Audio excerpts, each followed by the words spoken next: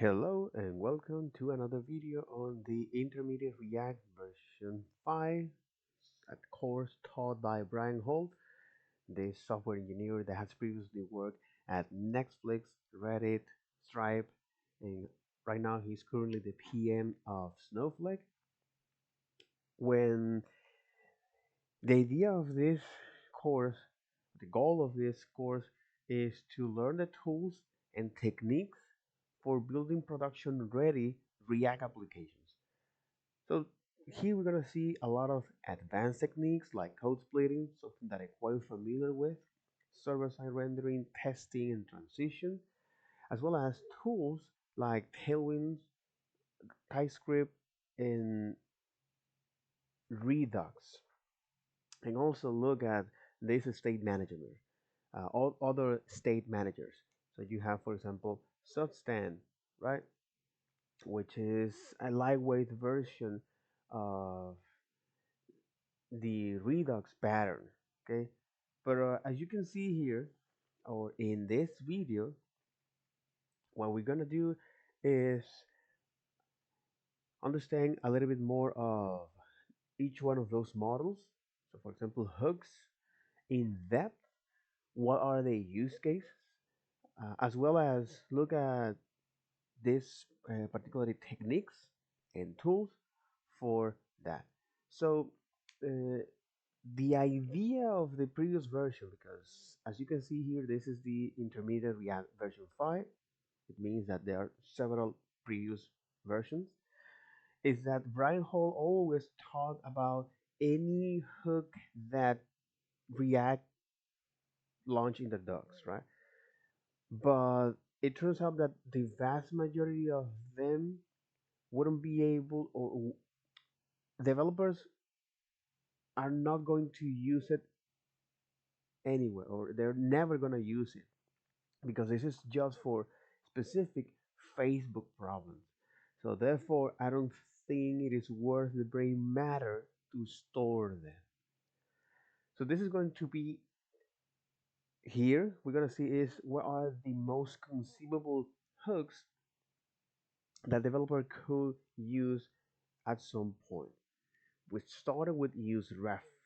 And again, useRef allow us to hold a reference for later on use it. A good example of this, or a real life example, is like you can imagine that you have sticky notes, all right, in your room where you can add it to any things in your room, right?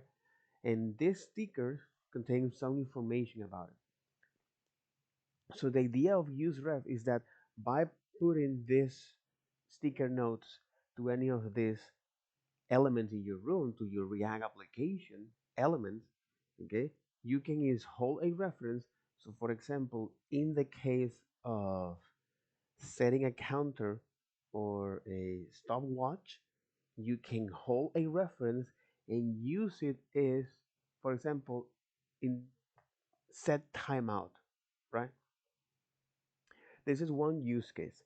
And the other is, for example, when you want is to uh, hold a reference for a DOM element. So for example, you want to now pause a video or resume a video, you name it, right? It also can allow you to, for example, load you is a media capture stream. So by asking permissions to the user, hey, can we use this here? Or, are you allowed to let it use your camera or your microphone? Yes? All right. So now we can hold a reference so the users can interact with that uh, element, whether it's their voice or this voice recorder or this recording or their camera. So we can now allow the users to interact with it.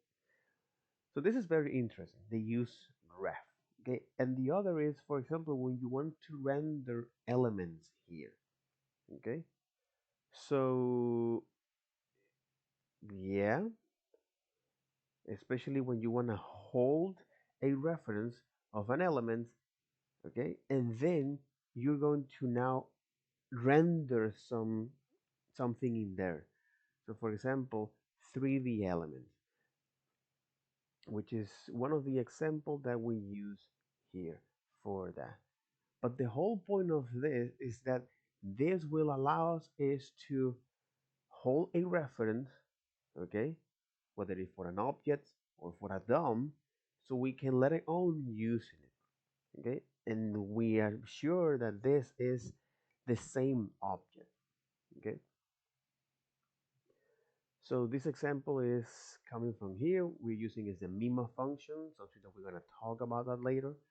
But MIMO we're passing is this function, okay, and you have to be careful because anytime you pass things like this function, uh, because what you're doing is you're passing is or you're creating is a new execution context, okay. Anytime this function is invoked, here's when we define our useRef, this hook, okay, that would allow you to hold and keep track this reference, which is gray. And then inside of this use effect, because here is when we're gonna run anything that's gonna happen outside of this function or this render function. Okay, so let me go here to home. Can you see this? Yes. Okay.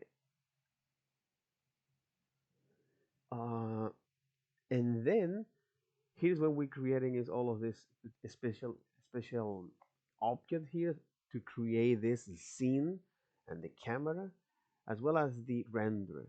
Okay, so what are you gonna use to render this and how you set up things for the rendering. And then here's when you say, hey, do you remember this sticky note or do you remember this reference that I have here? Okay, where this reference, in our case, we're using it in our DOM element. This is one of the reasons of doing that. You remember this sticky note that we put on this reference or that we put on this DOM element? Yes. All right. So now I want to get access to this data, okay, as a way to now append. Current is the only property that this uh, useRef expose. So I want you to now append this uh, element here as a way to render that. Okay. Here there are other things that you need, or there are other things that they actually setting up. So geometry, material, cube, directional light, ambient light, and they're going to be added to the scene. Okay, and there is a function called animate, which will say, hey, if this continue animate exists, which is true, well, request animation frame, which is this global function that is exposed by JavaScript. In this case is for Windows. So request animation frame. So the method tells the browser to wish to perform an animation. If request the browser, it requests the browser to call a user supply callback function before the next repaint. The frequency of call of the callback will be generally match the display refresh rate. The most common refresh rate is 60 cycle per second through 75, 120, or 140 are also widely used here. Calls are paused in most browsers when running in the background tabs or hidden iframe in order to improve performance and battery life.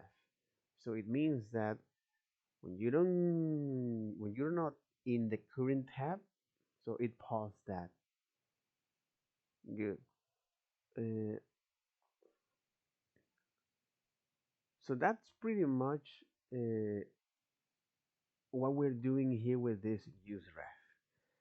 This is also something that I have experienced with Vue, okay, completely. I have extensive experience with Vue, which is great.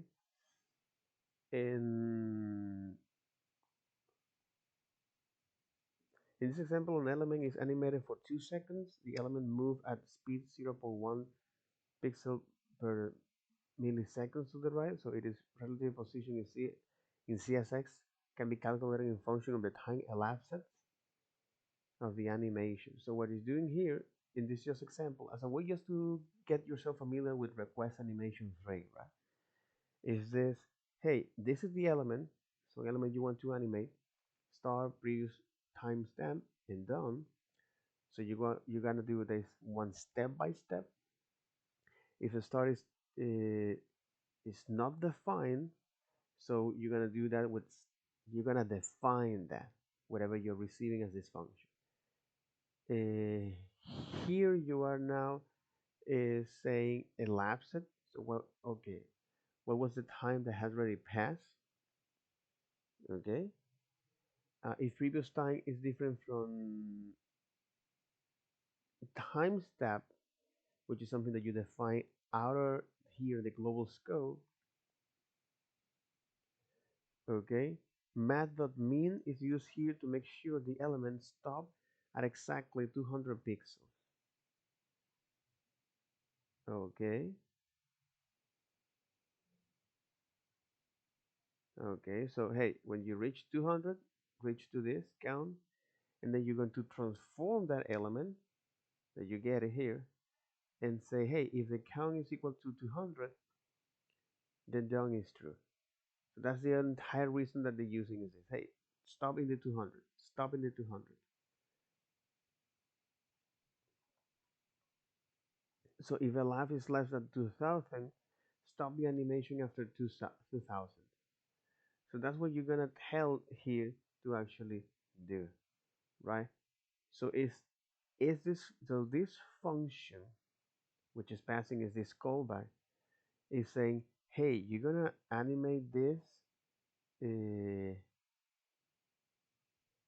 yeah, you're gonna do this. You're gonna do this after 2 seconds. So whatever element here, you're gonna translate that 200 pixels for 2 seconds. And the idea of using this is letting the browser to render that element here and then in the next position and then in another position and so on and so forth. So again, this is when you want to do this kind of animation. When you want to tell the browser, hey, I want you to now render these elements and do that all of this for you, right? Okay, that's interesting. That's great. Because the next, okay, the next hook we're gonna look is useReducer. There is also something to note to mention here. Premature optimization can be the root of all evil, and the other is have a problem before you solve a problem.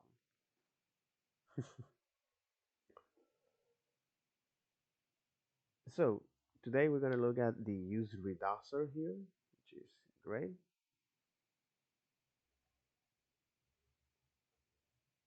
Which is useReducer here. Okay,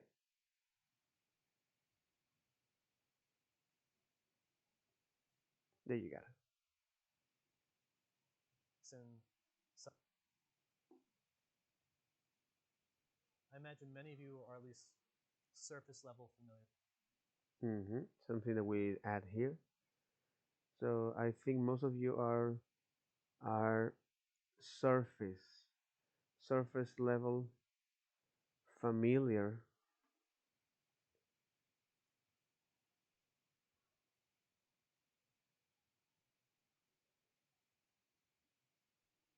I think most of you are at least surface level familiar with Redux. Yes. Well, yeah, surface level familiar with Redux. If you're not, this is a centralized store to stay in React. A central concept of Redux is about reducers in plural. Exactly. So right now you're not able to see what I'm looking at. because I'm looking at this course from Frogget Master, and I don't want to receive any strike from them. No thanks. So move on.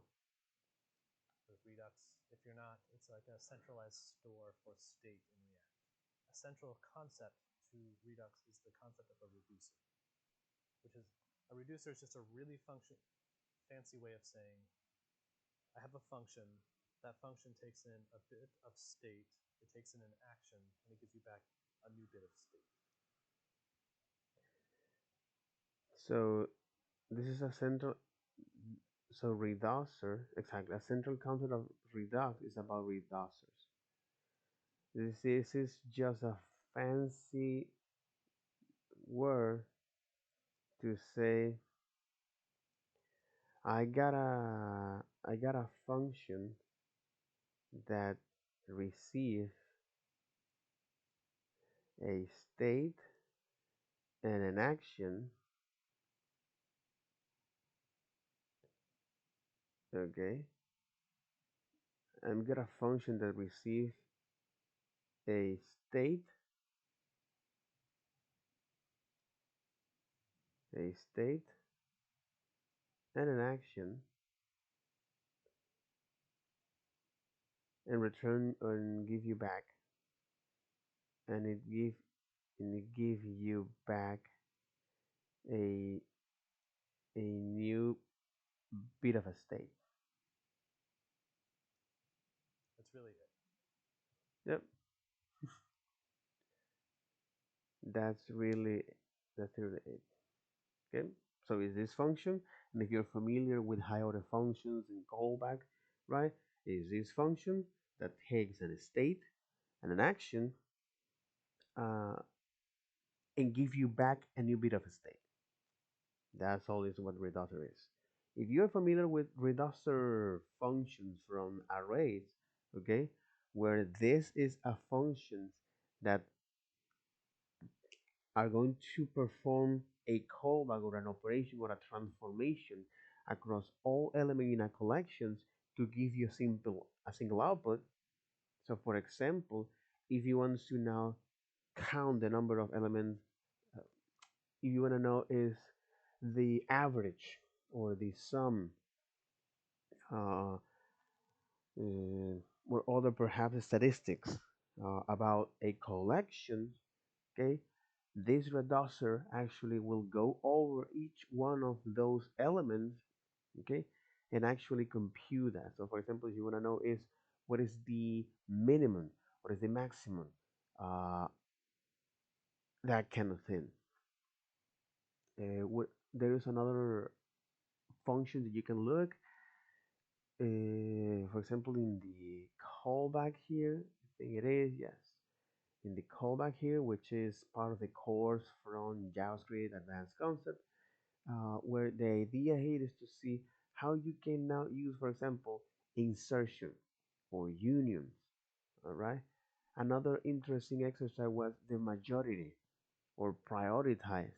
Okay, when you applying it certain transformations to this combine groups.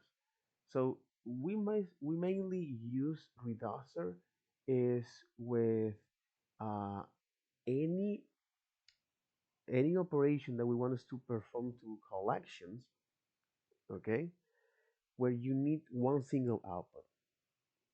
So most cases, for example, is the average of some numbers, okay? The average in a collection, the minimum, the maximum, uh, that kind of thing. Also the union or the intersection. Okay, you want to know which one of those elements are indeed inside of this. Then you started to use libraries like Lodash, where it helps you to manipulate and work with data structure like map or sets or arrays or objects. For most common operation that you can do and you need to do with these objects. Okay, so that's very, very, very, very, very interesting. So okay, so after all, Reducer is this central concept in Redux. If you're not familiar with Redux, so Redux is this centralized store of your application. Okay, and Reducer, or is this centralized store? Uh, eh, this is a centralized store for state in React. So this reducers is just part of this central concept of React, which is a fancy word to say I got a function that it takes a state and an actions and will give you uh, they give you back a new bit of state.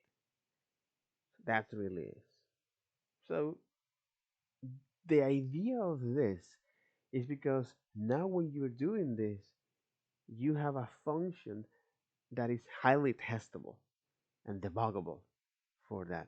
So when you, for example, you go back to context, when the idea of context is when you define is this global state at the entry point of your application, right? And anytime you want is to update that state, you use the context. So you provide is the tag context for that. So first you create the context, and then you provide is the context for ins. You wrap your application with that context, and anytime you want to use that context uh, in any React UI elements, you can get that uh, reference from the context, and then you can update that. The problem with that is that it is indirect. It gives you indirection, and also is not easy to debug because you are mutating an state, and there is no way to verify which or which who there is no way to verify which other components are changing the state as well, because you can have one component that changes that state, but also another component and another and another. And there might be time when the user is navigating to your application where it actually is changing or mutating the state of that across different components. An example of this is, let's say you are now a portfolio when you have, let's say you have now an admin dashboard where you want is to keep track the user, okay, as well as their products and orders. Okay, very, very straightforward. So the idea is that if you, for example, so if you're now in the checkout process and you, for example, they'll click on there, uh, what ends up happening is, hey, you're going to change a lot of this state from that. So you can change that on the checkout, or you can change that on the profile, and perhaps one user is now actually is changing the state of the checkout. Uh,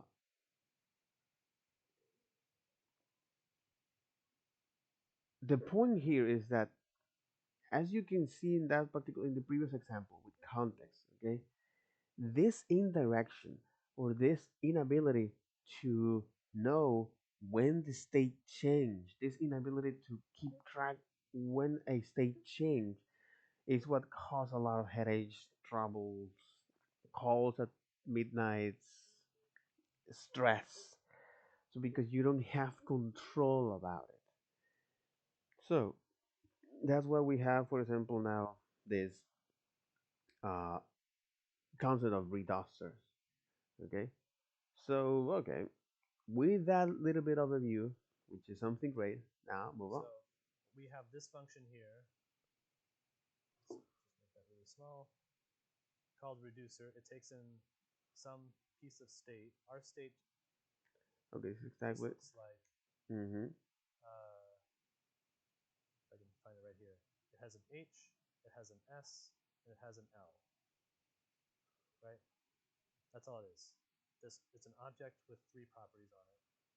And then it takes in an action, and that action is going to have a type of some variety, right? It's either going to increment H, decrement H, increment S, decrement S, increment L, or decrement L, right? That's it.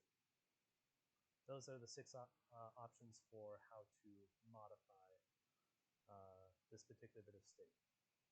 Why are we doing it this way? It seems like some indirection to do it this way. The reason why you can do this is now when you change state, you can test it. Why are we doing it this way? It seems like some indirection to do it this way. So now let me go to the exercise here.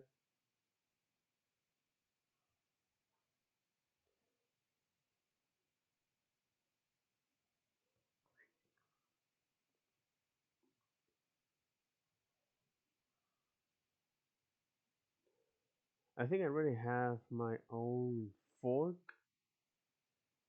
so you can use this own fork that I have from this. Yes, it is. It's taking some time here.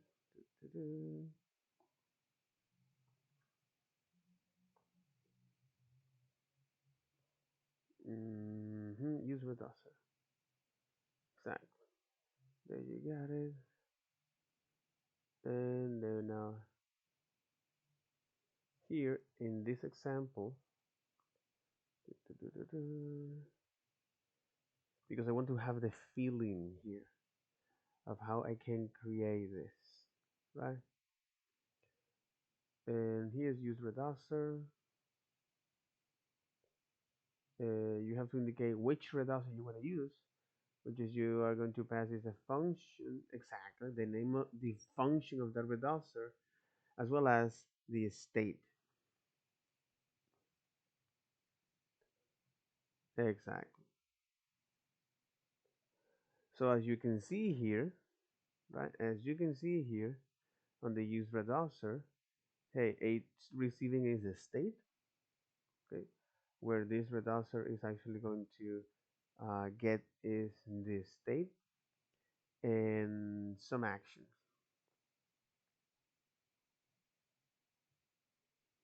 And you're going to return is this new state as well as the dispatch. It's a way to say, hey, I want you now do this action with this action here. So what you can do, as you can see here, right? So this reducer that we're passing is by reference, okay? Now behind the scenes is use reducer.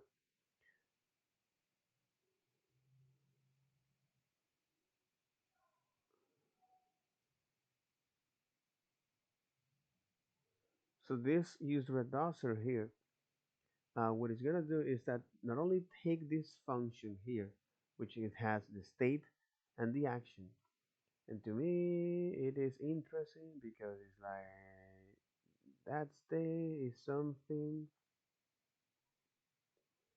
exactly. But as you can see here, this is when the functional programming kicks in. And this functional programming says like, hey, you know what? We should return is always is a new state. So object.assign here is actually is a new way to say, hey, create this state, because that's exactly what we're doing here. Okay, create this new state for me. Okay, which is the return target, and the target here, which is the target and the return target, they are the same in terms of referencing memory. So this object from one or more source object to a target object, it returns the modified target object.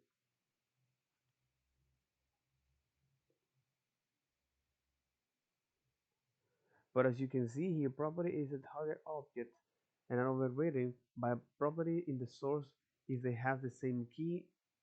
Exactly, if they have the same key. Let a source property override early on. So object.assign methods only copy enumerables and own property from a source. Again, it only copy enumerable and own properties. Okay, so this prototype doesn't that. So it means that uh, it makes this object it makes this object unique from a source object to a target object. It uses get on the source and set on the target. So it will invoke getters and setters behind the scenes. Therefore, it assigns property versus copying or defining new properties. This may uh, this may this may make it unsuitable for merging new property into prototype. Exactly. This make it unsuitable for merging new property into a prototype if the merged source contains getters. For copying property descript definition, including their enumerability, into prototype, use the object getOn property descriptor and object define property instead. Both strings and symbols property are copied. In a case of error, for example, if a property is non-readable, a type error is raised and the target object is changed if any property are added before the error is raised. So the whole point of this is that it will do a for deep cloning we needed to use an alternative like structure clone.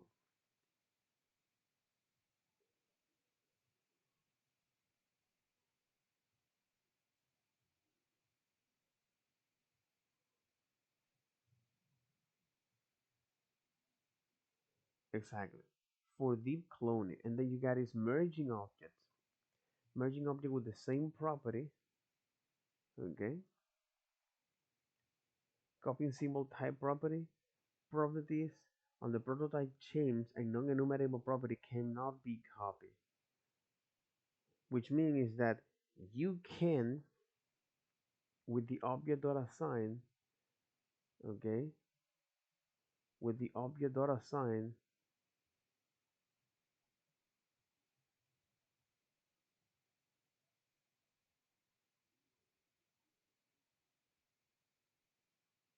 with the object.assign, or in this case with the object, exactly, with the object.assign, it only creates a new fresh copy of this without the prototype. So it doesn't inherit the prototype from the target.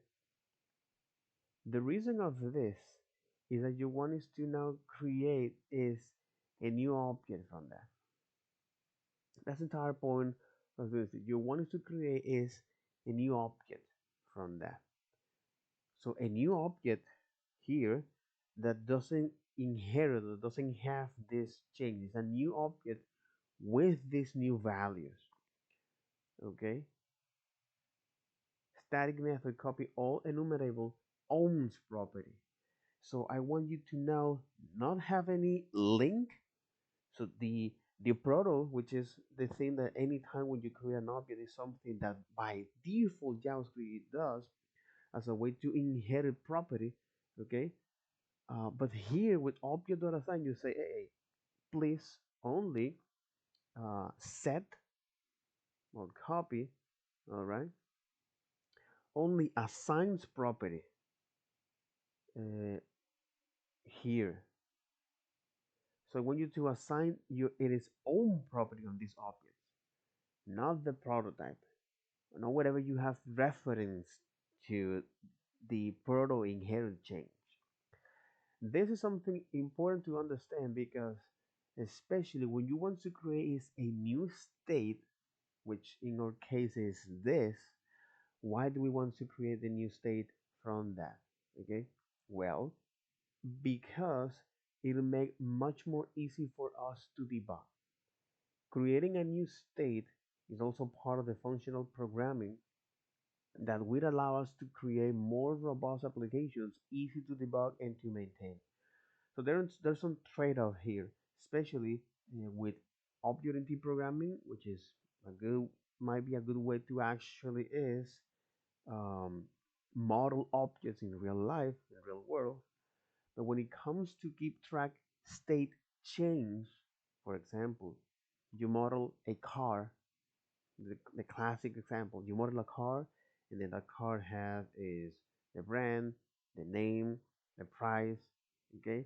And when you modify each one of those, okay, if this car here is shared across multiple places, and because the inner nature of JavaScript is that if you change the one of these reference, it will also change the original. You might not want to do that. And for those use cases, that's what is better to create is a new reference. So it can modify that. So the idea of this is that by holding the reference or by holding the state, because that's what you want it is. So by holding this states global, and then if you want to let the user undo or redo operation or do something about with this data, you create this a new instance, you create this a new state from that. And this state is something that is going to modify. And if the user wants to really make those changes possible, or if he's sure or that the user is sure that wants to make those changes, okay, now it is time to actually update that.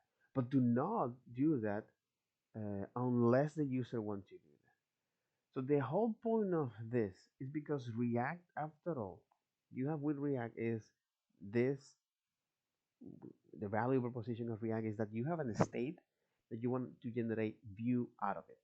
Okay, that's all. You got a state question. You got a state that you want to generate view out of it.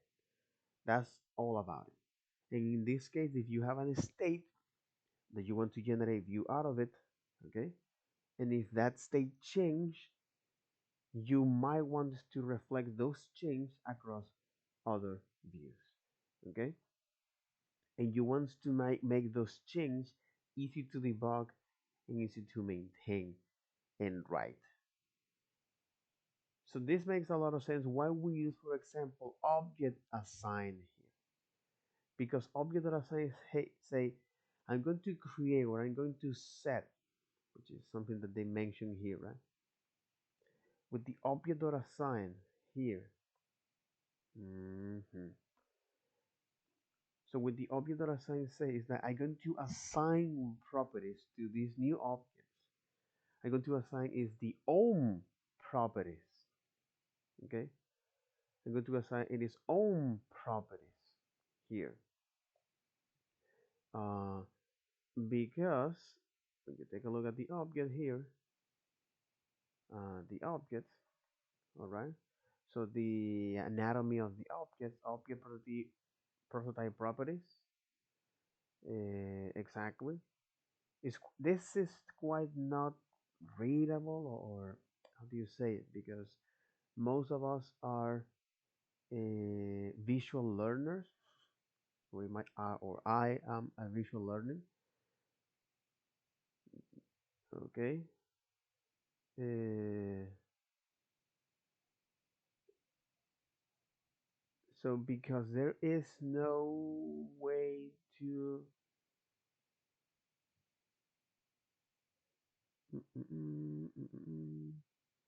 exactly, this actually doesn't tell you is how is the shape of this object. Okay, what is the anatomy of this object? Define getter, setters, and lookup. The proto property. So JavaScript utility for working with objects are static. More specifically, this. Mm, I think the one who object coercion. Yeah, this is a static example. No, but they don't actually. You can read more about prototype and inherit change here. So yeah, damn. So this is actually not. It doesn't tell you about it. Uh, well, no problem. Let's go to V8 here. That's right. Iterators helpers. Oh wow, what? Really? But more about is under docs, especially by looking at the hidden class. I think it is hidden class. No, it's not hidden class. It's in fact ignition stack tracking. Stack tracking, shapes or hidden class. Exactly. From Matthias here. So here it explaining is um,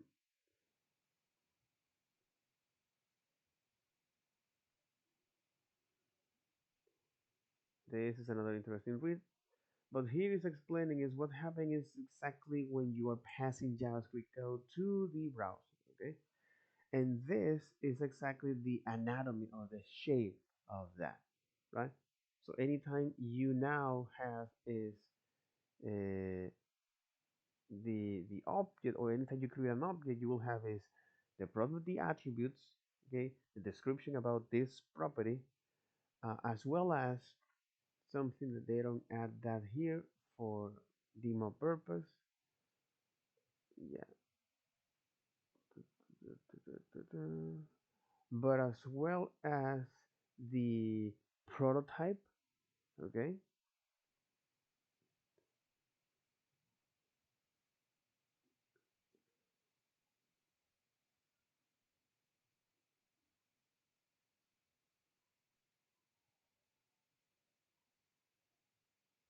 mm, yeah, but it doesn't explain you this. Okay. No, but it doesn't explain you this. Okay. Well, anyway,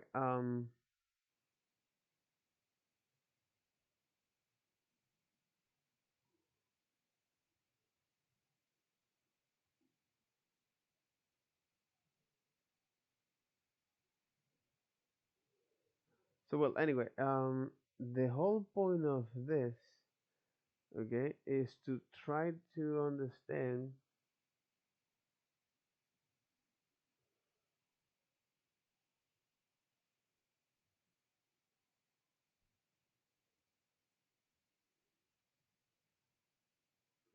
hmm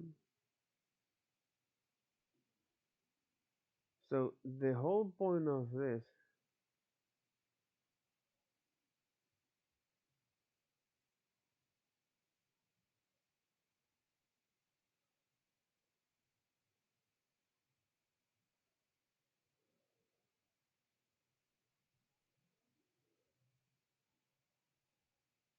but the whole point of this is that, well,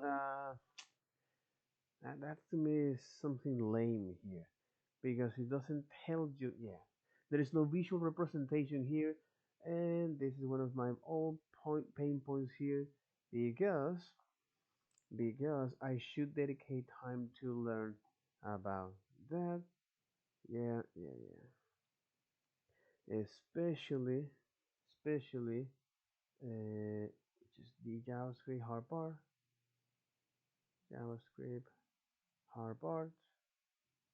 I don't have that, but yes, hard part. You got it. Okay, which is my own notes from here. And here classes and all go up, up, up, up, up. Oh, that's right.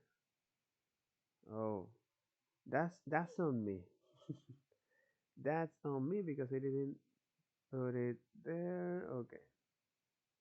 Yeah, that's on me. That's on me. Okay. But in any case, the idea here is that recognize that there are, by the way, is something that is happening anytime you are creating an object. Okay. So anytime you create an object, uh, you have is your prototype and also a proto that has a reference to that object that you want to create. Okay, so for example, you say something like this, it's like, hey, I want to JavaScript assign this new object because I don't have right now creativity. Okay, and then you say, hey, new, or you can say, hey, this is a form. Okay, say new form, form data, right? something that is widely used. The idea here, okay, especially when using its new, which is a class, a special type of object in JavaScript, is that by default, what you're doing is that, hey, you're going to now create is this object form data, all right? You're gonna make the value of this relevant to this object, okay? So whenever we are inside of that object, okay, form dot, let's say, get all values set to, and this is all the method for each. So for example, here for each, whatever you are now is access to that, we're gonna set the this value to here. That's one of the reasons I need to actually recap that JavaScript course. So we're gonna use this value for this, uh, and then behind the scenes we're going now to also is set the prototype property for this object, which is all of this property that it has, append, delete, entry, da da da da da da. Now this object contains all of these own properties, okay, and they set that as own property from the prototype, the proto change, which is the proto change is that the one that have a reference to the form data prototype, which contains all of this list of properties, right? So this is an inner behavior that JavaScript is doing behind the scenes, so something that is quite interesting to take a look at that, okay? But the point of this is that because when you're doing this, you are now telling JavaScript, hey, I want you to inherit these properties. And the property, I want you to run the proto chain, okay? And what's happening is that if we change that form, we're gonna end up change is whatever other reference, and we don't want to change reference. We want is to now have a consistent way to keep track whenever a state change. Okay, because it's this inner mechanism that JavaScript is doing behind the scenes. Anytime we actually create a new object, whether it's using the new keyword or whether it's using the object literal like this, or whether it's using the object dot create as well. Okay, uh, you know, and as you mentioned, as you can see here, object to use as prototype, maybe null. Create an object that has a specified prototype or that's the null prototype, you know, that's exactly what, and when you say prototype is the attribute, the own attribute that this uh, object has. And they call that property prototype because this is one of the pattern, this is one of the design pattern, the prototype, a creational pattern. Okay, cool.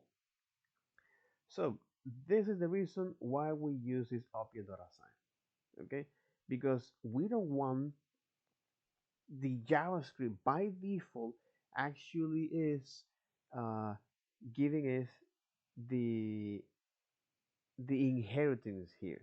We just only want is to give us the prototype from this. And one way to give us the prototype is by saying, hey, give me the prototype or this own property from this particular object, which is empty, right?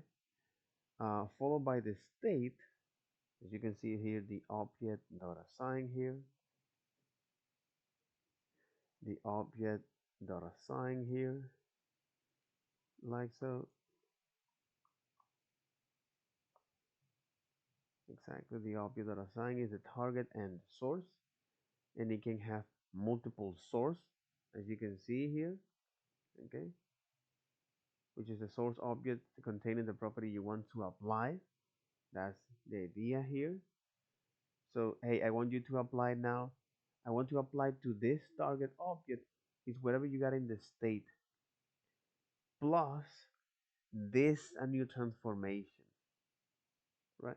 Or this new state from that. And then I want you to return me that. You know what I mean? So here is where you can now have the ability to keep track the state and make it consistent and testable. That's the reason why we use it. That's the reason why we use object.assign here. So this is the target. Hey, give me is the prototype from this object, okay, or their own properties. All right. Don't give me is anything that is linked to that. Don't give me is the ref. Don't give me is the reference. Don't give me is their inherent properties. Okay. Only give me is the prototype from this, and then is when I'm going to now add in other objects as a way to compose this. As you can see, and here it allows you and it grants you is uh, much more control over that. So again, all of these are, as you can see here, all of these are examples here, like so. All of these are examples that how this big tech company are having this tremendous amount of challenge when it comes to dealing with this huge, large data.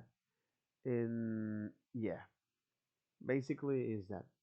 It's like what you're gonna do, how you're gonna keep track each one of those state change when you have millions of users. You know, you need to have this level of certainty. So that makes a lot of sense, right? That makes a lot of sense. That makes a lot of sense. That makes a lot of sense. So this useReducer, which is a fancy name to say this is a function that it takes an input, it takes an state and an actions, and it will give you back a new bit of state. Okay. The way how it do that is by defining this reducer function. Okay, when you receive your uh, states and actions as a way now to say, okay, what do you want to do? Okay, giving a particular reactions, what do I want to do? What this action will have? Okay, and that's what we have here, the switch case here. Okay, all right, and then generate a new state uh, from that. So that's very very interesting. So here in this reducer, you're actually passing is the initial state here. As you can see here, if we're receiving is something without an action, which is basically what we're saying here, then provide me is, so return me is this new state. This new state that we're gonna use as an input for our color background, and yeah, as an input for our color background. So for example, we use reducer. The text should be always pretty close to readable. Here I'm not able to see which is S.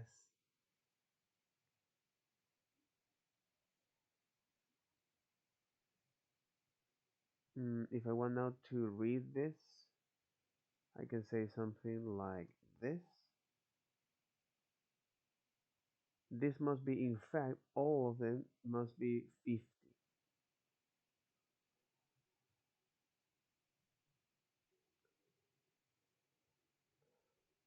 I'm not sure if I actually read that. Yeah, but we're gonna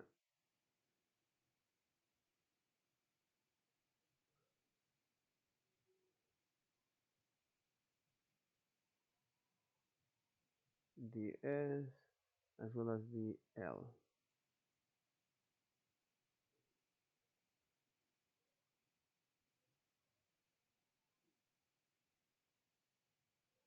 If you save this, now you can see is this 50, 50, 50 for all of them. And if you increase that, you're gonna do that. This will do that per 20 here exactly. The step is 20. That's right.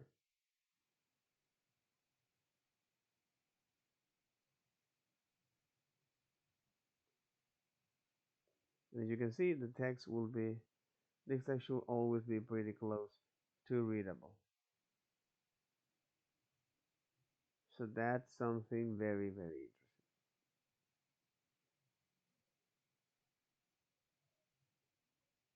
So you have the color of that, as well as that, which is using now the complementary color from that. And that's something very, very, very, very interesting.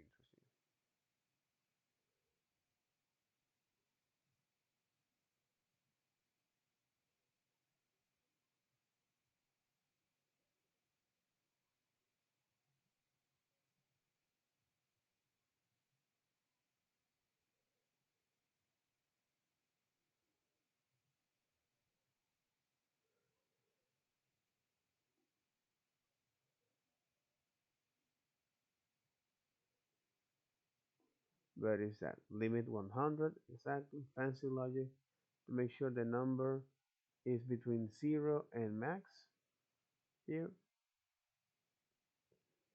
Okay, if the number is less than 0, so make it 0. If the number is greater than max, then make it max, and that's all. So pretty simple, by the way. It's pretty simple.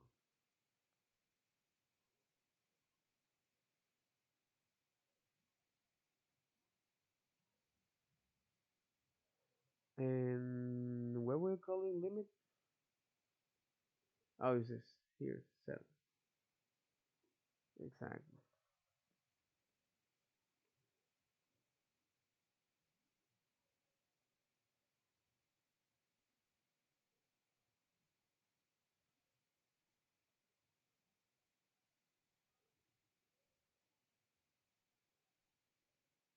Exactly. In the case of hue, is working with 360.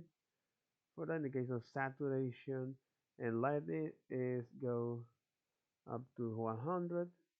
Similar to this, you go to up to 100 for that. Lightness and saturation here. What is this? So as you can see here, this is a very fancy uh, text, a very fancy function here, right? That now we were able to look at it. So in this example here, with the reducer, creating this reducer in this fashion, or creating this reducer like this, will give us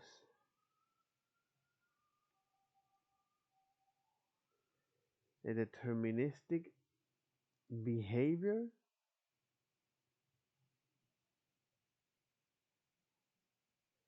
okay?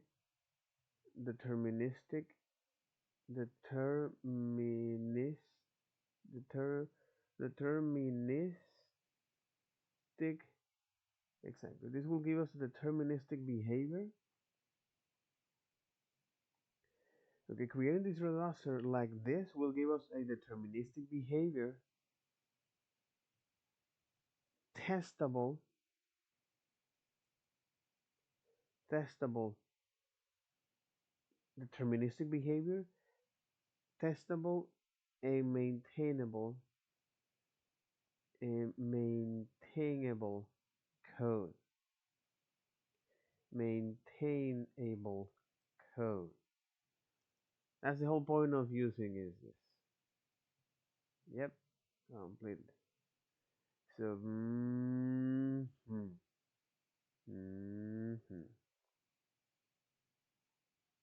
User, it takes in some piece of state. Our state just looks like, if I can find it right here, it has an H, it has an S, and it has an L, right? That's all it is. It's an object with 3 properties on it. And then it takes in an action, and that action is going to have a type, some variety, right? It's either going to increment H, decrement H, increment S, increment L, or decrement L. Right? That's it. Those are the six options for how to modify this particular bit of state. Why are we doing it this way? It seems like some indirection to do it this way. The reason why you can do this is now when you change state, you can test that. Mm-hmm.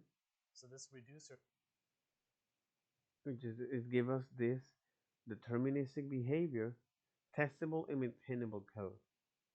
So when you change state, so when you change state, you can test it. is now very testable. That has no side effects. All it does is it takes in state. Mm-hmm. And has no side effect. It has no side effect because the way how it was assigned, using the object.assign, which is hey, give me is whatever is on the target, whatever property they have this target. Clone is the property, as you can see here, is that copy is their own properties. Okay, copy is their own property. Object that has own is intended as a replacement for object.property has own property, right? So copy is their own properties, that those properties are in the prototype, okay?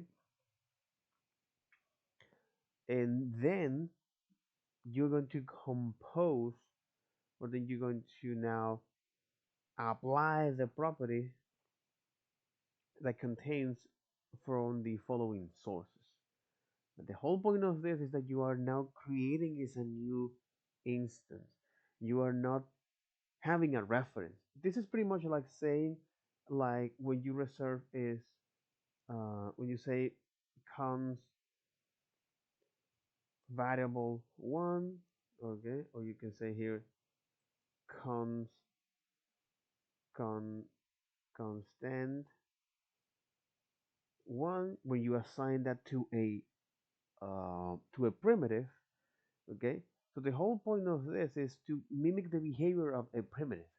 They are immutable, which means that create is a new uh, value in memory. It's not a reference, unlike objects. So that's the idea here. So yep. So whenever you change the state, you can test it, and it has no side effects. Mm-hmm. And in action, it gives you back new state. That is very testable. Most problems in user interfaces. Mm-hmm. This is value proposition, real life examples. Um, value proposition.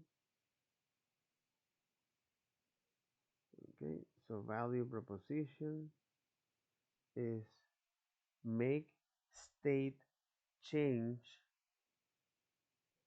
testable. Mhm.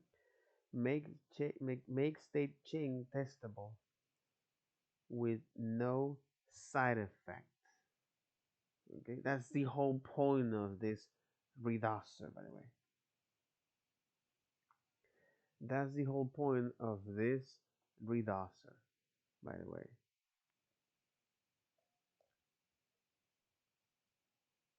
With no side effects. Yep, that's the whole point of this. Make state change testable with no side effects. Totally, totally. That's the value proposition of this. Uh, in real life example of this reducer, so ChatGPT,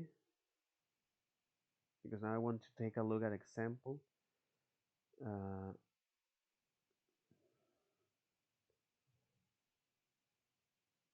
explain use reducer to a child of 10 years old.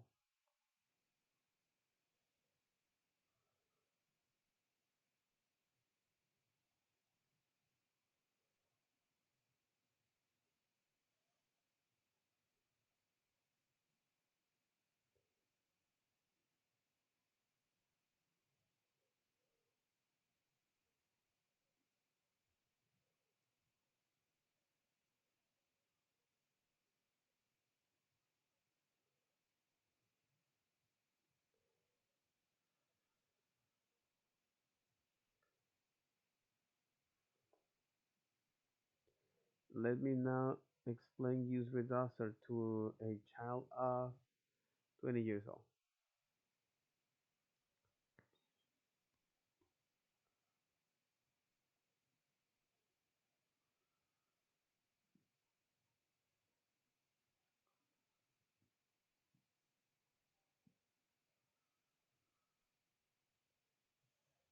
Yeah, this can be a good example of this useReducer. Okay. Yeah, this can be a good example of useReducer when you have. So imagine that you have now the ingredients, which is a state exactly. And I'm gonna love to use this kind of example with restaurants. Completely. Yeah, yeah, yeah. So the example of reducer is that you have the ingredients and you have the uh, recipe, the pizza chef. You have the ingredient and you have the order.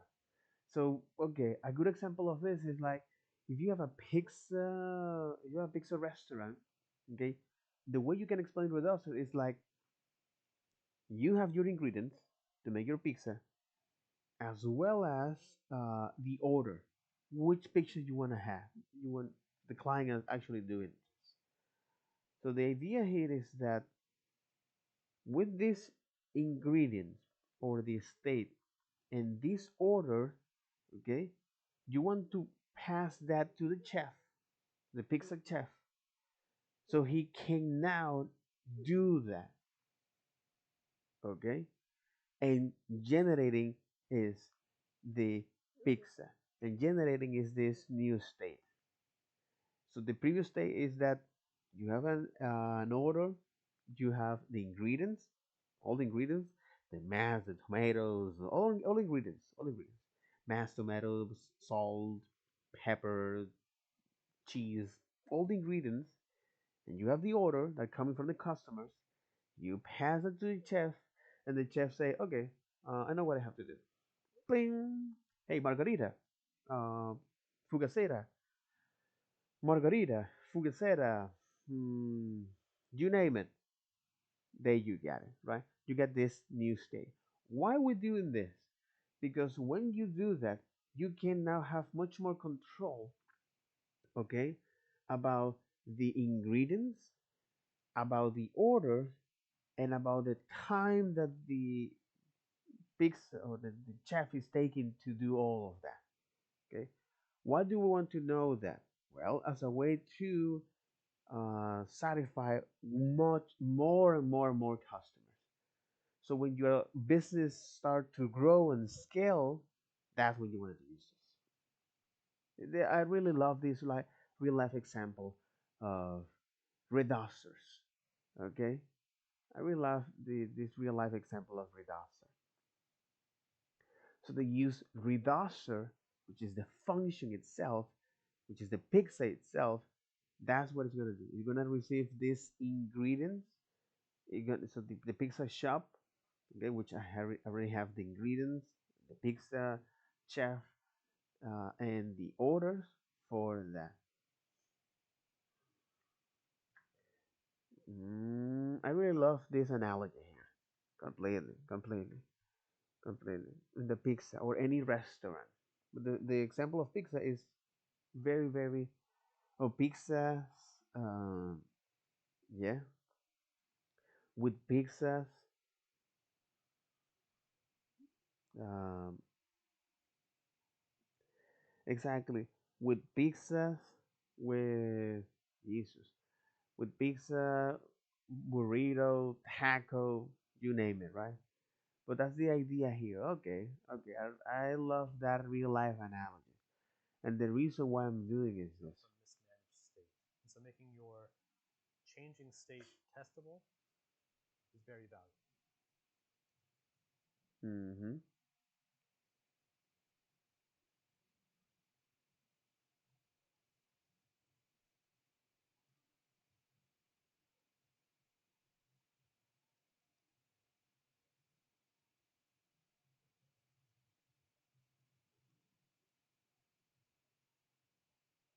It's very valuable in time and money.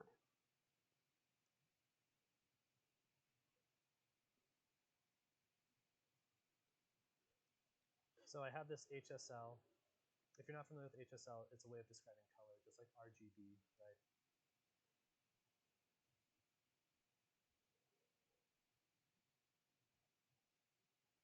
And now this is the actual function that actually is returning that useReducer component.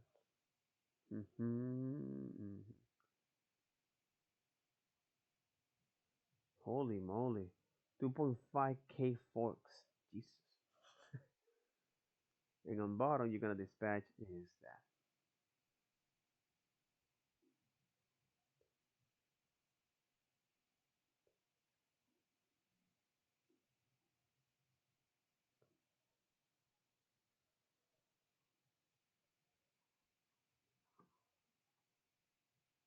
Exactly.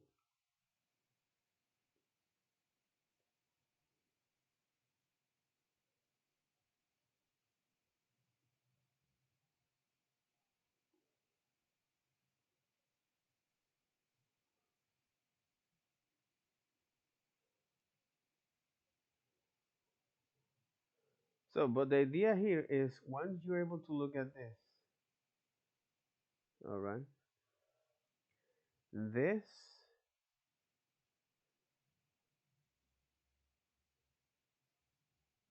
so this is the entire file here, which when you export that and you now want to use that in the main app, which is by adding that, so using the route from the view router here, route, exactly, view router, router, React router, Jesus, exactly, using the routes and route here is making it quite simple to go with.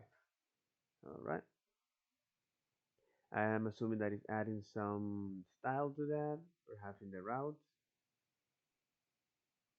the nav for that. Okay, using okay, the navigation as well as the main using the browser router for that. That's exactly what it did. Okay, get element by ID and then render that with the browser router and the app itself. Okay. So yeah, expensive math operation. The home, okay, where it actually is when it show this in this particular way, which is this. Blah blah blah. It show all of these elements for that, and then you got is the style for this media preferred color, skin color, light. Then you got nav, watch one, select, home links, media screen. What you're gonna do exactly? What you're gonna do for this media screen? I want you to behave like this. Home links, bottom groups, exactly. The home links. Hey, do this. Create me is two columns here. Here is a grid template column. You refer is to the rows, which is like very tricky thing here. All right. Because if you say, for example, one fraction here, and then you save that, you will try to add is.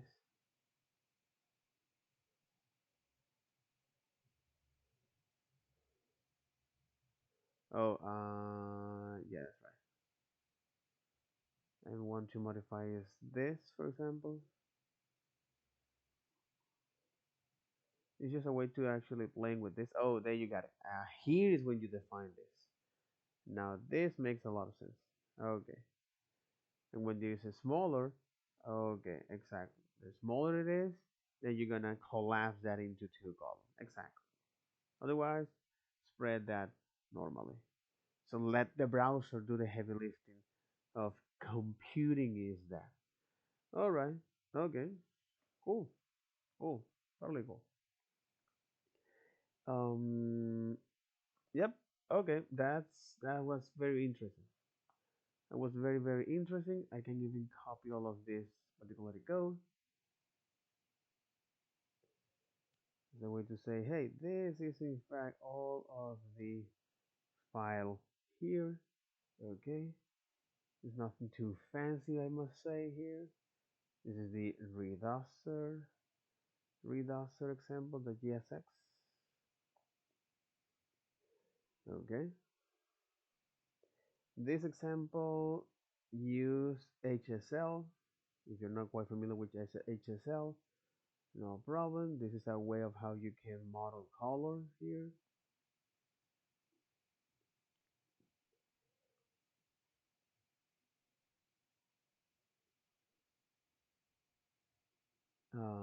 Provide me this in English, by the way.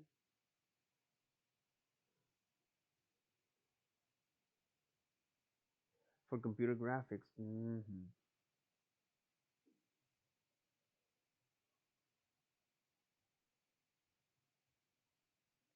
less commonly in image analysis and computer vision. Exactly.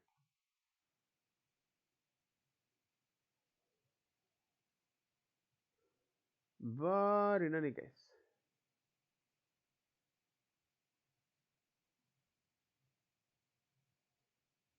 but in any case, okay, this is the model here.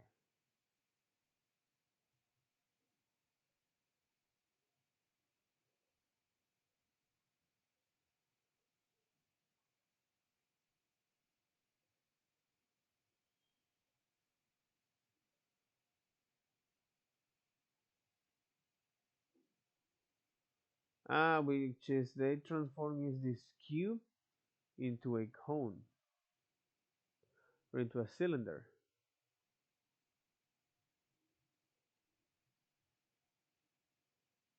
using the mathematics for that. Oh my god. All right. Okay. Okay. But yes, that's right. So this is huge. Okay. Or SHL. Um, hue, saturation, and light. HSL, hue, saturation, and hue, saturation, and what? Exactly. Huge.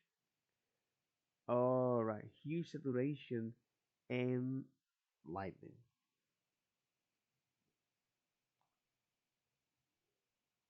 There you got it here. Okay. Hue, saturation, and lightness.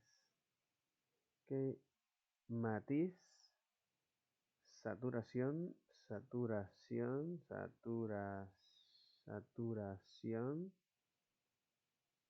iluminación, iluminación,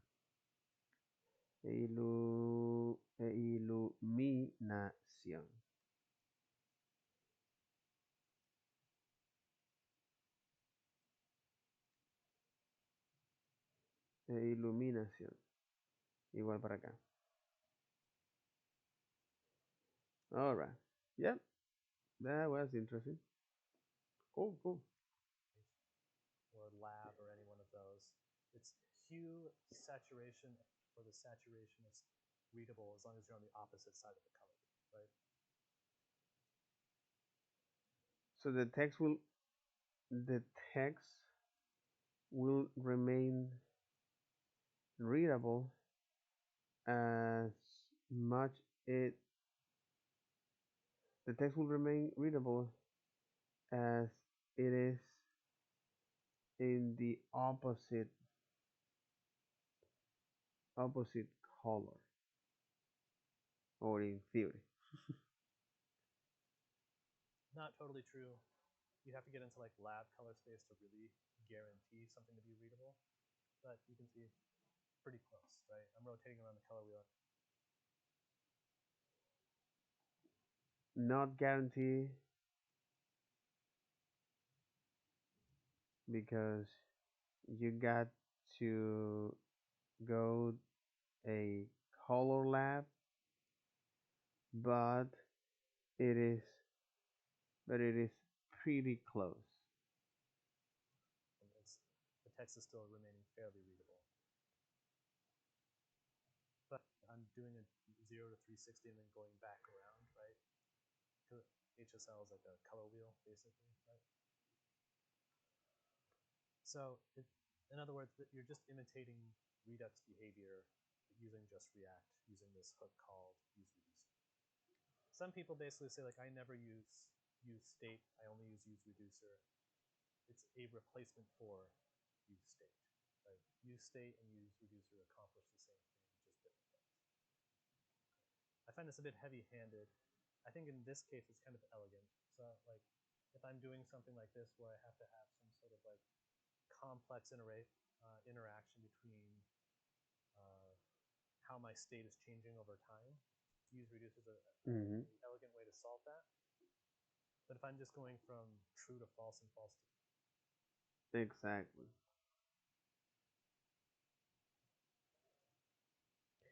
If I need to track this state, okay, if I need to track this state over time,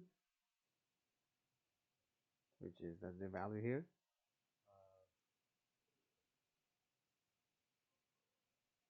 uh, okay. So if I need to track the state, if I need to track the state, if I need to track my state over time, yeah. If I need to track my state over time, how my state is changing over time, useReduce is a mm-hmm. So if I need to track my state over time, or how a or how my state is changing, okay. If I need to track my state over time or how my state is changing, okay. If I need to track my state, if I need to track my state over time or how my state is changing, if I need to track how my state is changing over time, okay.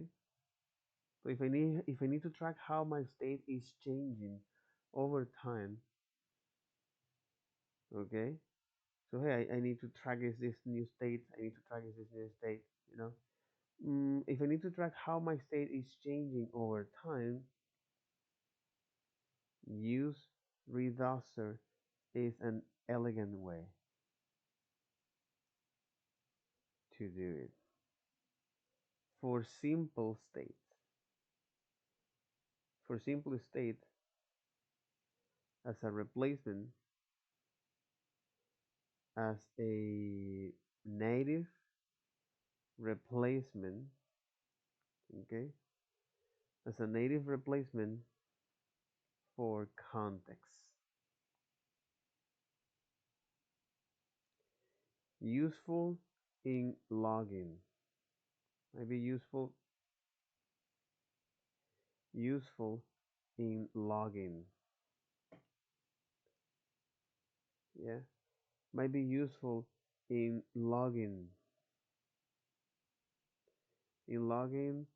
and keep track user change. So it might be useful in logging, keep track user change, or small state change to track. an elegant way to solve that. But if I'm just going from true to false and false to true, I'm just going to do useState. That seems way easier.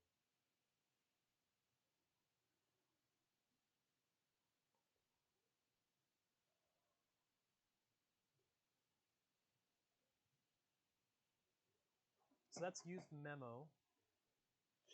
We're going to get to use callback, and it's going to look really similar because they're very similar. Okay, so I have this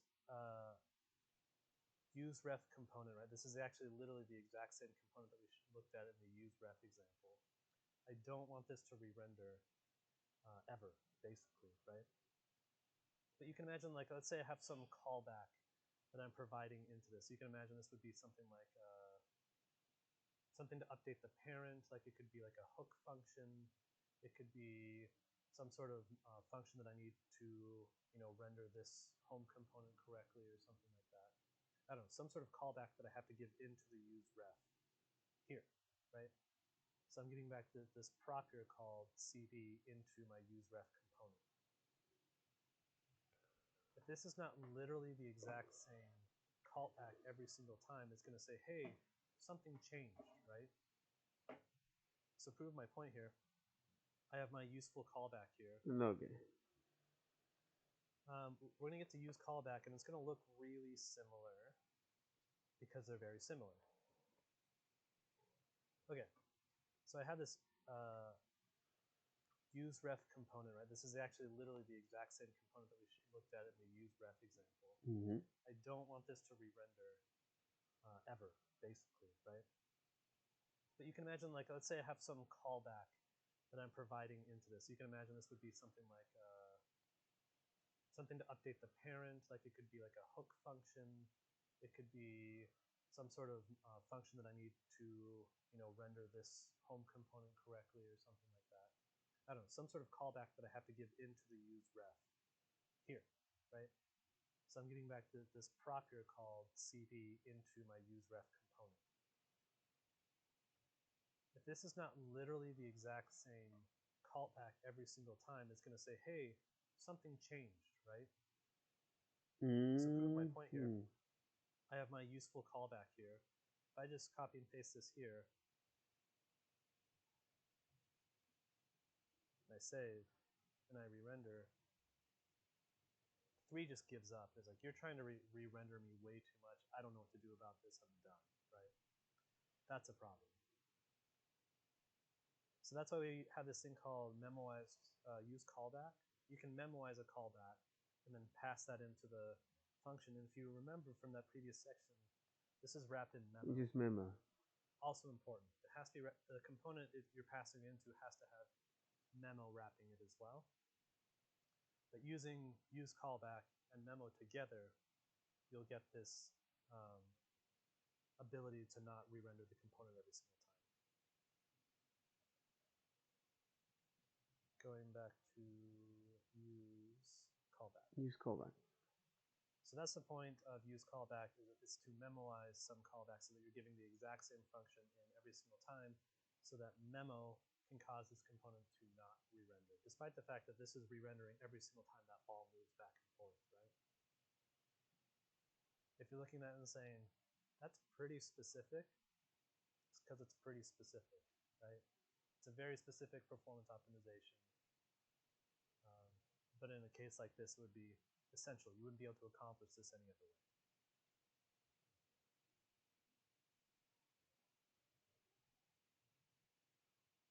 Now, I'm pretty sure, see if I can code this from memory. If you're looking at this as like, this feels like just a very strange way to rewrite use memo. It's because it really is. Const memoized callback equals, and I think it's just a function that provides back a useful callback. Blah. Equals use memo.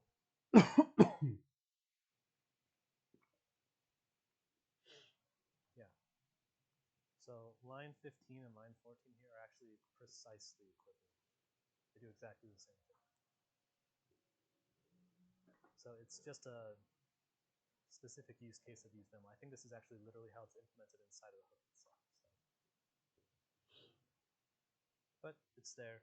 I've heard people on the React team say that like they wish they hadn't shipped use callback because it's not necessary. You can just do it with use memo. But here we are. That's what it is. Does it make sense? Or if it makes less sense, then you could ignore it because there is use callback, so you can use callback. So those two are performance optimizations. Please only use them when you actually have a performance problem like this. This is a performance problem that I arbitrarily created for you. But if you have that, then by all means use these. But otherwise, just file them in the back of your brain. It's like, I'll use this when I find jank in my UI.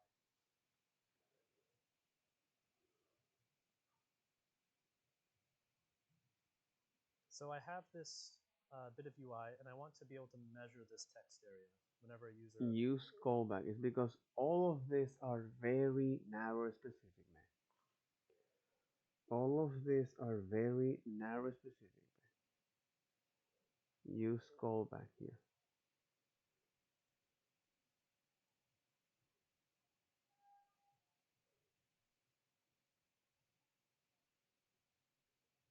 Use callback and use memo. Use memo.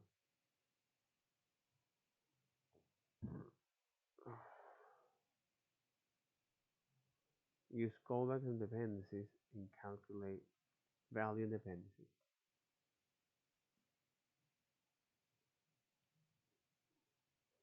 Give me this, but this is for optimizations. Okay, this is for optimization.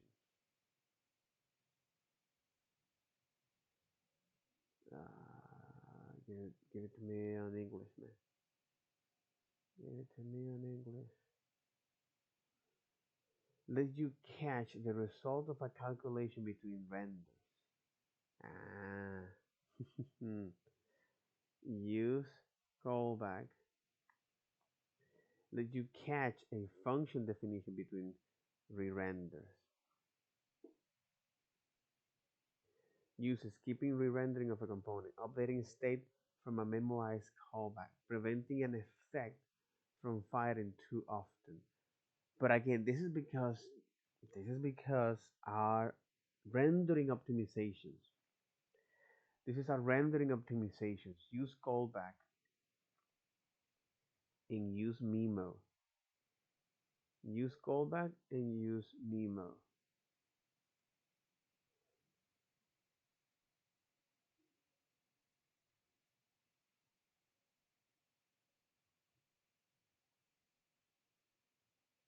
And use context.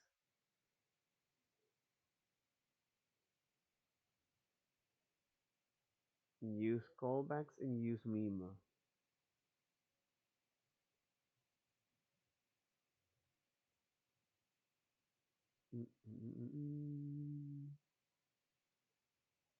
Use what a use callback, preventing an effect from firing too often. Optimizing a custom hook. Oh, but the less custom hook you have, the better off will be. Okay. Insertion use insertion effect, use layout effect, use memo, use reducer, and use memo.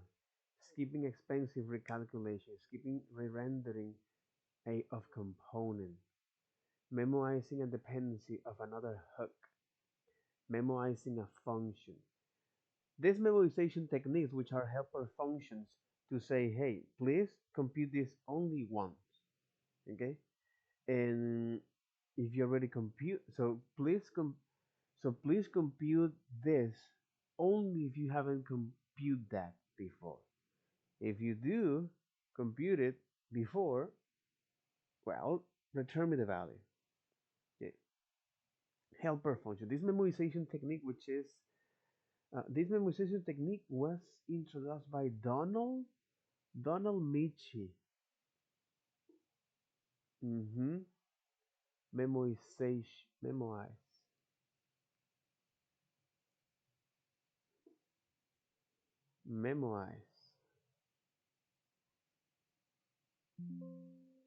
Exactly.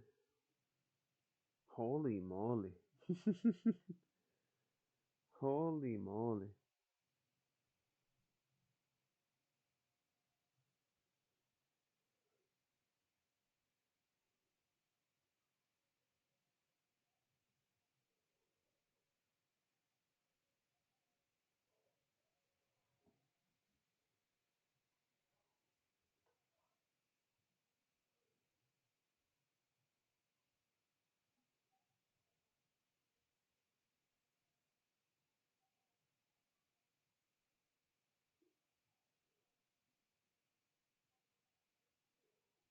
Well, yeah.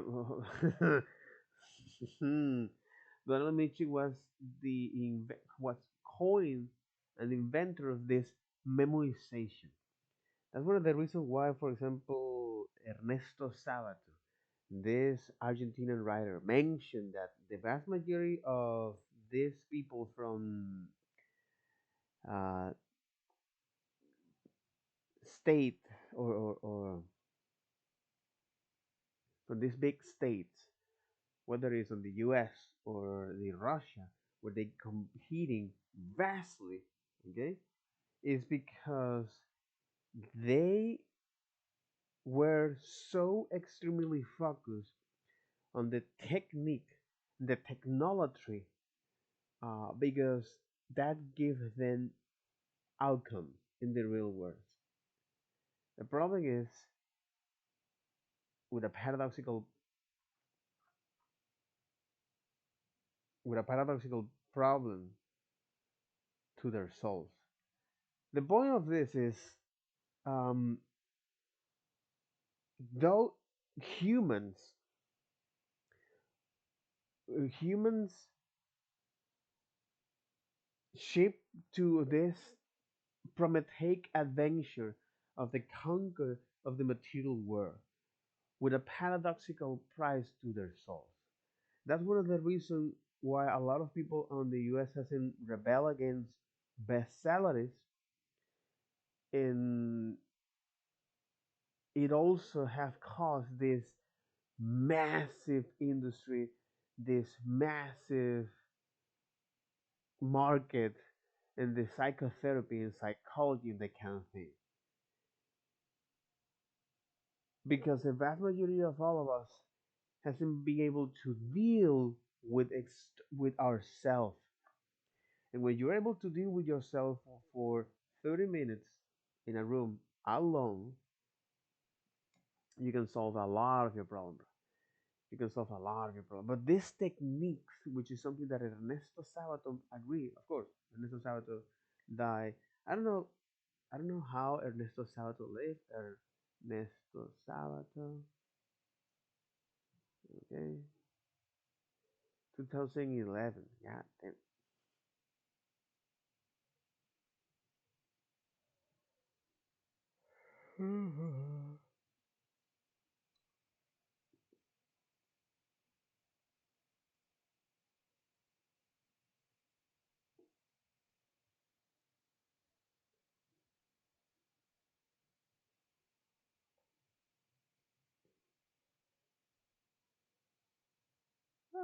2014.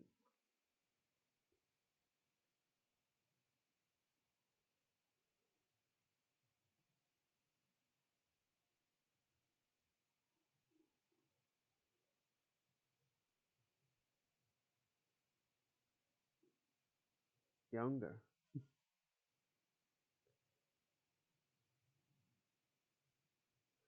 That's right. That's right. That's right, man.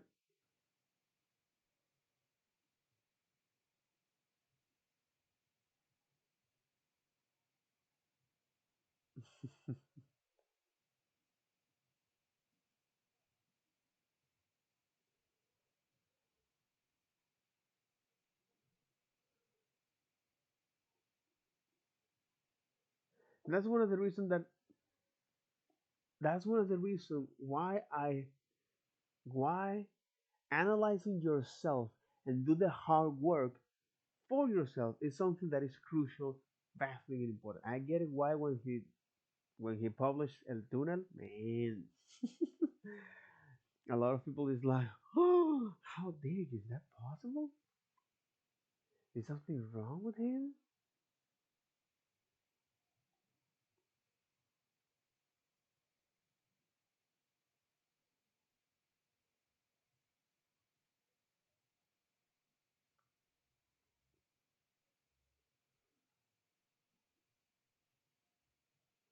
Oh my god.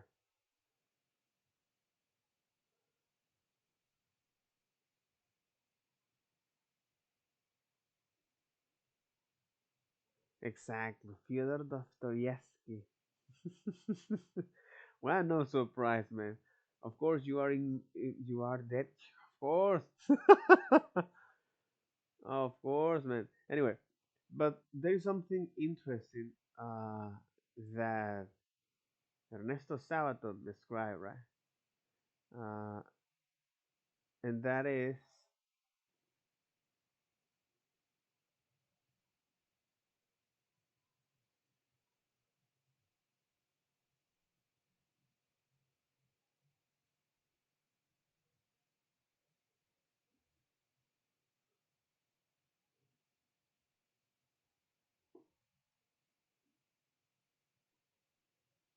hmm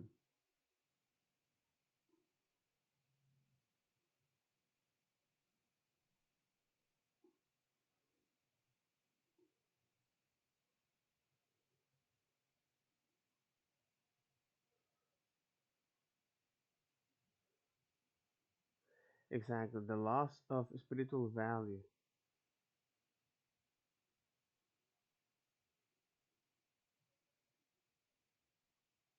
Of course, existentialism.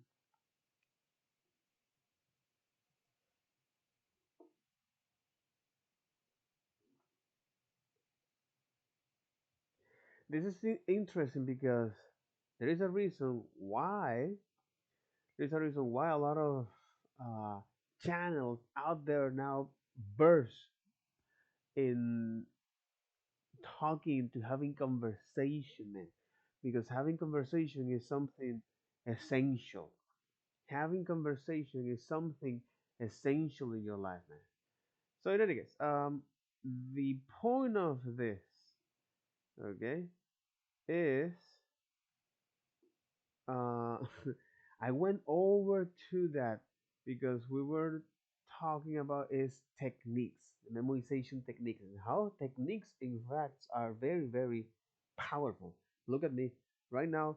I have developed certain techniques to eat what I need to eat, enjoy the food, so to solve my uh, nutrition and physical health. And now overall, I have improved also my communication skills in terms of software development, business, uh, history, comedy, right? And that's something that is something that is valuable as a human to do. So even though that these techniques are something very, very powerful because it can give you a lot of the things that now can give you certainty, because the after people were moved from the farms or rural areas to cities as a way to find new ways of look for new opportunities, they find out that this new way of existing, yeah, this new way of existing lead us into facing new challenge, because this new way of existence creates individuals that are insecure, powerless, or can be powerless. They are insecure,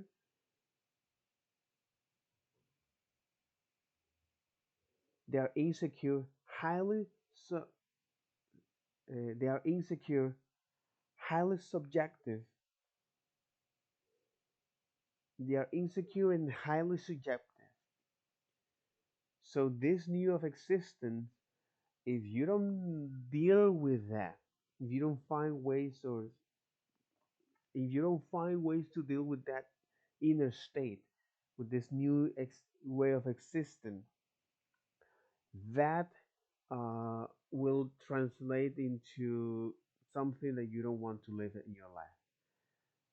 Again, this is one of the reasons why perhaps when you aim to psychology and computer science, all of this is not.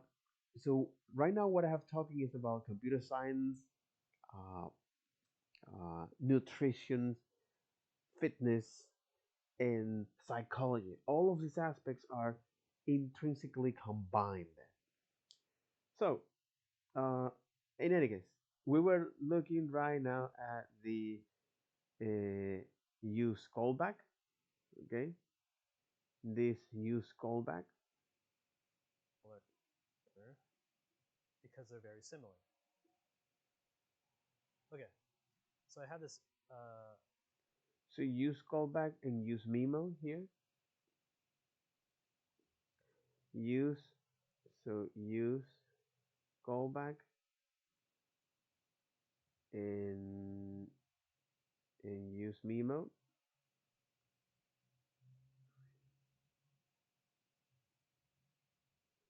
Exactly. So use callback and use memo. Okay. So they are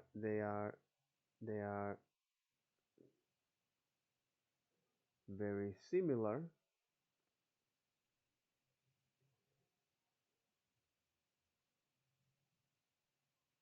useRef component, right? This is actually literally the exact same component that we looked at in the useRef example. I don't want this to re-render ever, basically, right?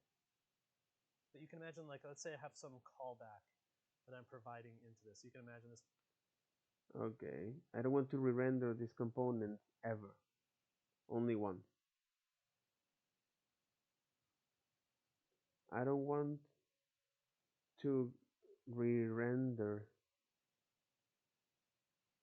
this component ever. Would be something like something to update the parent. Like it could be like a hook function. It could be some sort of function that I need to render this home component correctly or something like that. I don't know, some sort of callback that I have to give into the useRef here, right? So I'm getting back to this prop here called CV into my useRef component. If this is not literally the exact same callback every single time, it's going to say, hey, something changed, right? So this is a property that you're passing here to your callback, right? You say use ref. Okay, use ref. And here on use callback, you're saying, hey, left and set left, use state 0. All right, request frame animation when left. So you're gonna keep tracking whatever is on the left. Okay, this use effect, and then you're going to re-render this component, whatever this change, this state change, which means that you're going to now is trigger a request animation frame. Okay, and here you say a useful callback, memorize callback. So here you're passing is a property called useRef component.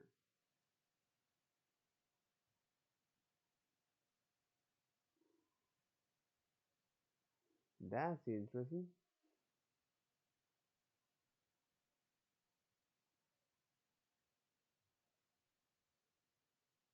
Okay.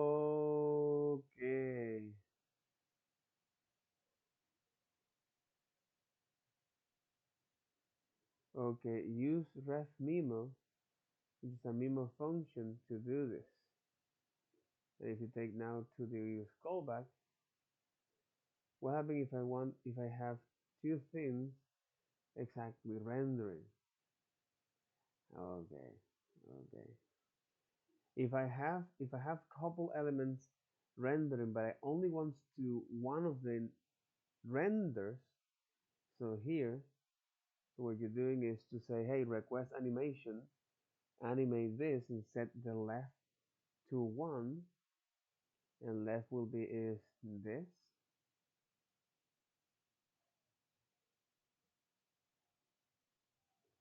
Here you say, okay, you're actually animating this using the scene function here, the mathematical scene function. Left, here you say, no, not at all. Which left is 1 the first time. and then you're going to multiply that by 100 and plus 100 pixels. So this, in fact, is actually incrementing this number at in, at infinite. So the idea here is just saying, hey, I want now to render this component because if I don't tell this, if I don't pass this, and I just call the component, exactly. Saving could override a more recent version.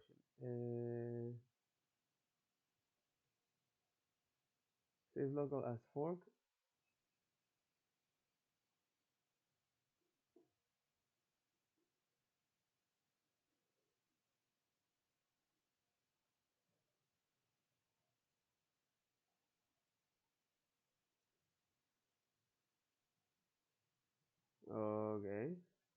Okay, okay.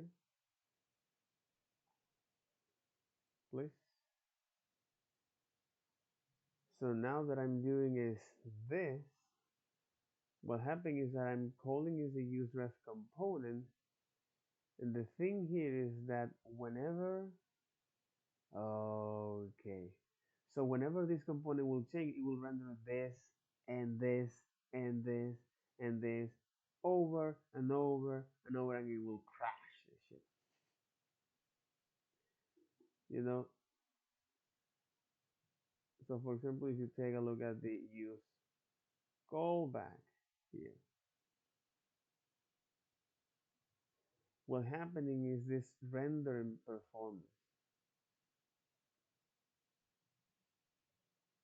So if you take a look at the memory here,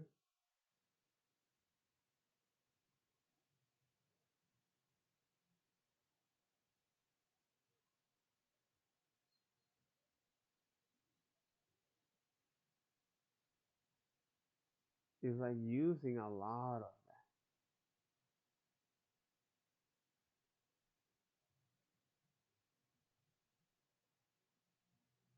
So you are now effectively, you see your browser starting to get slower. But if you now say, hey, callback will be is the memoized callback, which means is that, hey, I just want you to run this only once, okay? A useful callback here. You're gonna pass use callback and do this is only once.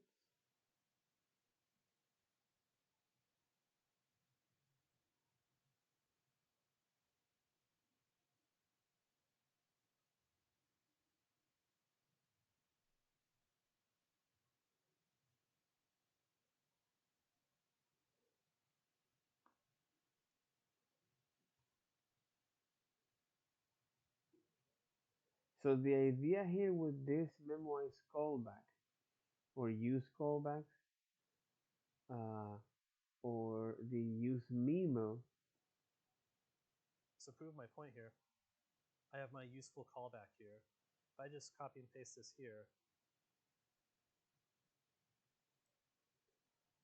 Okay, I got a use callback here. So now let me actually in fact is reload this. All right, and say use callback. And if I use this,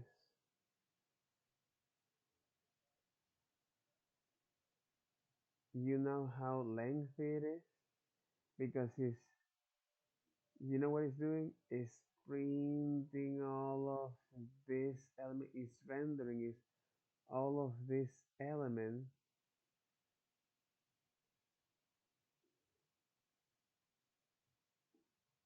is rendering all of this element here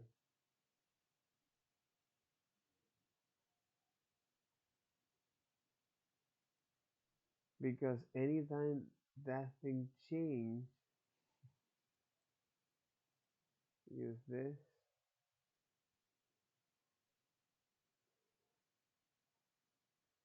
So anytime that things change, it will re-render this component over and over and over and over and over. It will re-render, it will call that and say over and over and over and over and over and over and over. And that might not, that's something that you definitely don't want. You know, that's something that you definitely don't want, right? That's when you have this slow down here. Okay. So use callback is when you want to avoid re-rendering components. Okay. Hey, I just want you to render this component only once. Use callback. And the other is use memo. Lets you catch the result of a calculation between the render, calculator value, as well as that.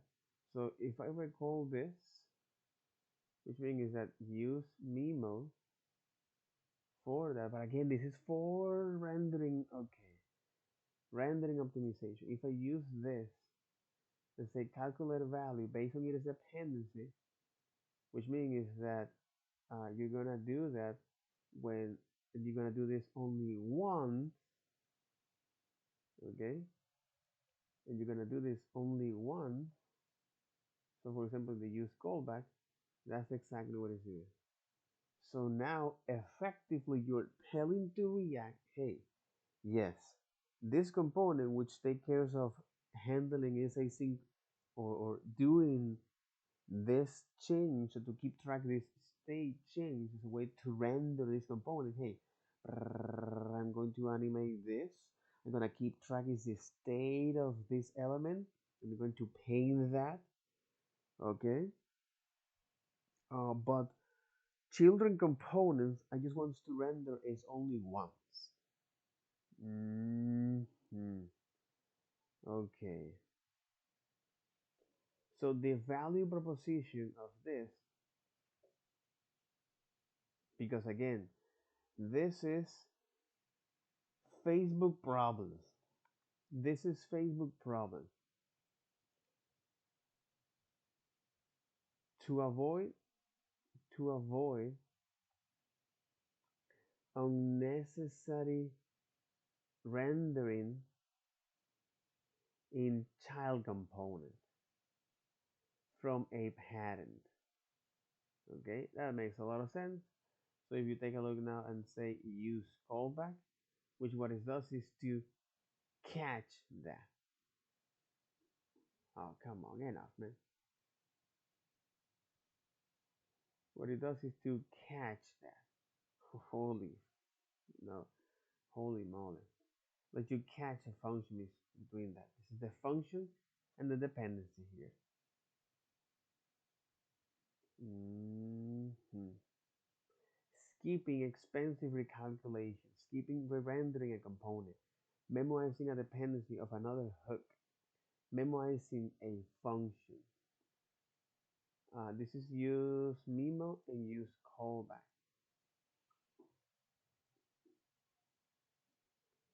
Preventing an effect from firing too often. Optimizing a custom hook. No, man. No. Optimizations are the root of all evil. Skipping re-rendering of components. Skipping expensive recalculations. But is that skipping expensive recalculation, skipping expensive recalculation, skipping re-rendering components. You use memo for that.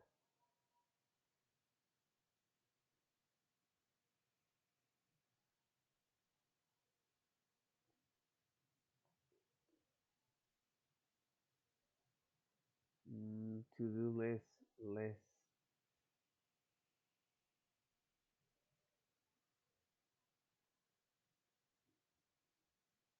on your main app, and you have exactly this dark is set in the to-do list. So the idea here is by creating is your application here and the to-do list here, what you're gonna have is this list of items here, You're gonna catch those results. I get it. I get it. Why React query emerge? I get it. Why React query emerge? Yeah, it is because React query is now handled. So is data fetching is now data fetching. The doc is fetching, catching, synchronizing, and updating server state. Exactly for that particular case. And this is if you want to now do some rendering elements here.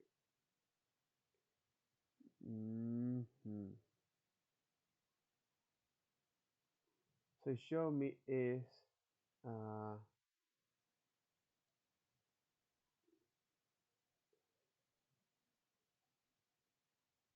only the active.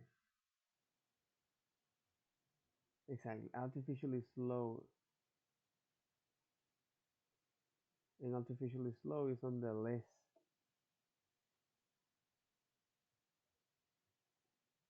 And artificially slow.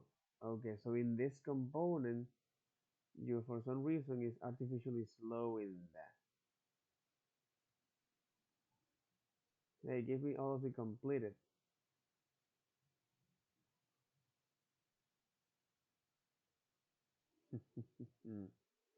List. Performed noun is less than start time. Do nothing for 500 milliseconds to emulate extremely slow code. And this is now the utility function from that. Okay. Skipping re-rendering of components. Memoizing dependencies of another hook.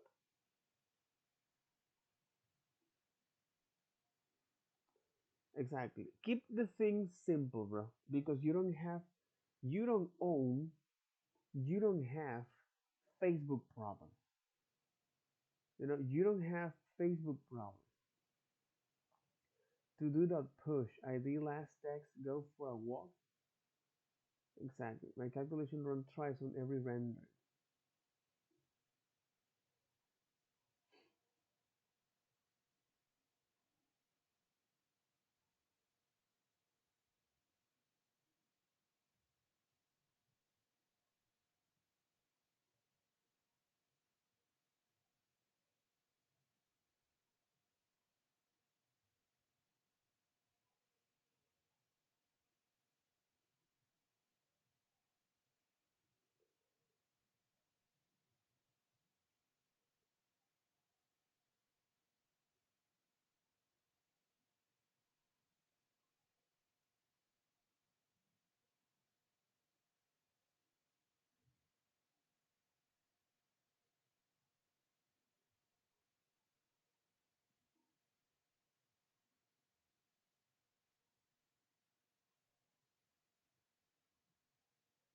Okay, holy moly.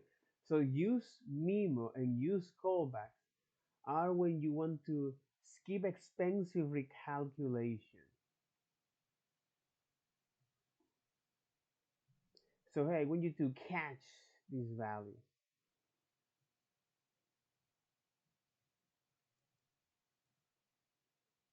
You should only rely on use Mimo as a performing optimization. If your code doesn't work without it, find the underlying problem and fix it first. Then you might add use Mimo to improve performance as a performance optimization.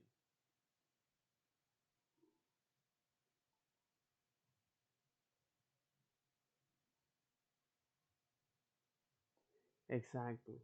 And even from their note, it says that you should only rely on use callback as a performance optimization. hmm Oh my god.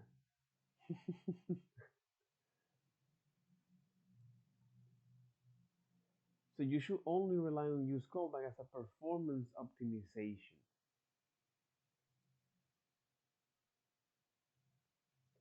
Or use Memo as a performing optimization to avoid unnecessary re-rendering in child, to avoid expensive to avoid expensive computation,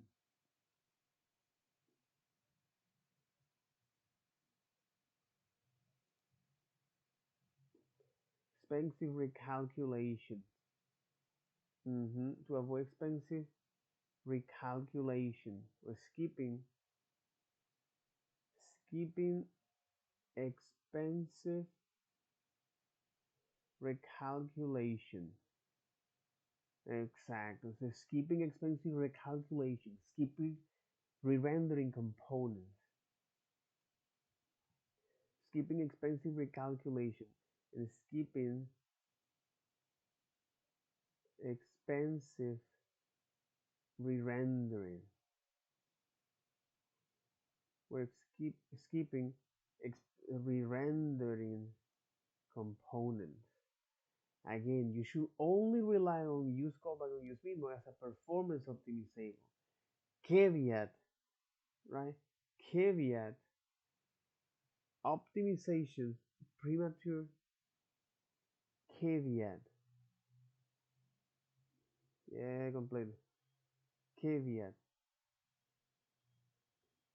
Premature optimizations can be the root of all evil.